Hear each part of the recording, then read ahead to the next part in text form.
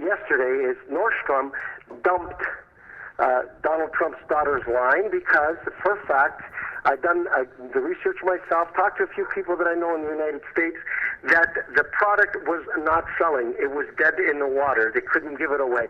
They couldn't tie somebody to it. So they discounted it and discontinued it.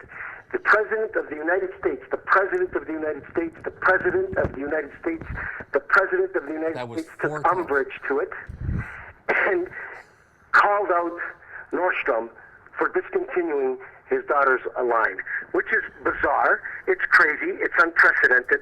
Never happened in the history of the presidency. So you guys chime in. Tell me. Yeah, when will this guy stop? You know, that's like Jimmy Carter going on to a press conference or even sending an email out or I guess a letter back in 1976. Please buy Billy Beer at your local Walgreens. This is not only unprecedented; it's so uncalled for. It's not. It's not okay, even. First of all, there's a big difference. And Jimmy Carter got his hand slapped for that, right? He didn't call anybody out. I know. He didn't threaten or blackmail anybody. He didn't say you're going to pay for it. He just said, give my brother's beer a chance. And I remember that, and Jimmy Carter got destroyed for it. Destroyed. And Trump?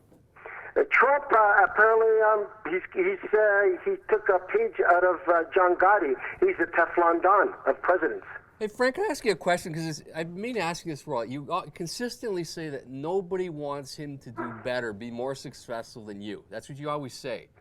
Do you honestly believe, with everything that he's done every single day, do you really want him to succeed? Well, you know, I mean, you got to be a fucking moron to want this guy to fail. But this guy's a bigger fucking moron than the moron who wants him to fail, because he seems to be walking in the line of shit. He just keeps going, and he's taking everybody down. And his press secretary, any day now, is either going to have a nervous breakdown or just fucking run into a wall with no helmet, head first. You know what I heard? Did you hear what he said about Kellyanne Conway? Did you hear what he said? She's being counseled right now. That's it.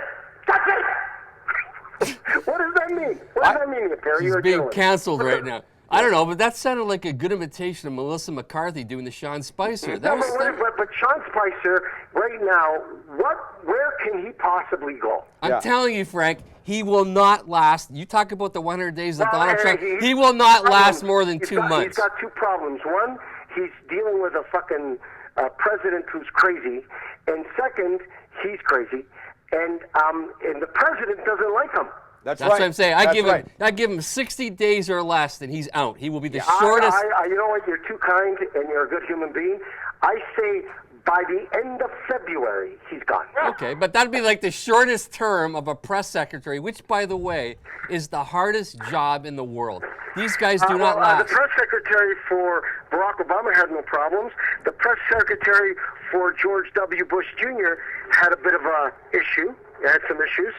Right? But they don't last more than like one term at the most. It's just a very difficult job. That's all right, because Trump won't last one term. Bill Waters, who's my biggest critic, Billy, what do you think of the latest that Donald Trump, who, with the world, with North Korea, with what's going on in the Middle East, what's going on in Crimea, with the Russians, chimes in about Nordstrom's? What do you think about that? Well, I don't know how much he said about Nordstrom's. It's out of line. However, Frank, the thing that I live by is that this is a different style of politics. This is not politics, Bill. This is total bullshit and total anarchy.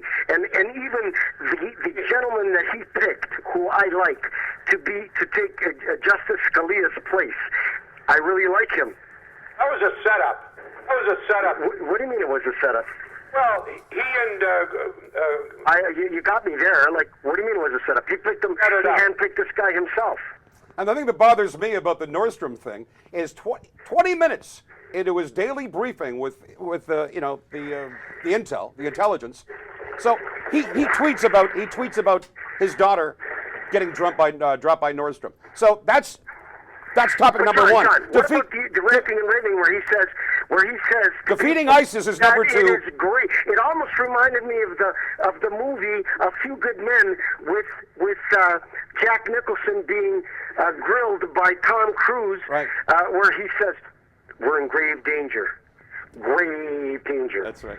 You know, and the soldiers have to, you know, put their life in each other's hands. He said yesterday, and our guys can find it, where there's grave danger. He knows that there's huge terrorist attacks planned. And, okay, that could be true. I mean, that could be absolutely true. He's the president. He's briefed on stuff that the public doesn't get. But this is where it fucking got me. He had me there. I said, you know, man, this guy's got a point. And then he goes, because I'm smart. And I know things better than anyone. Come on. You know things better than anything? Let me tell you something, Mr. President. You know, fuck all.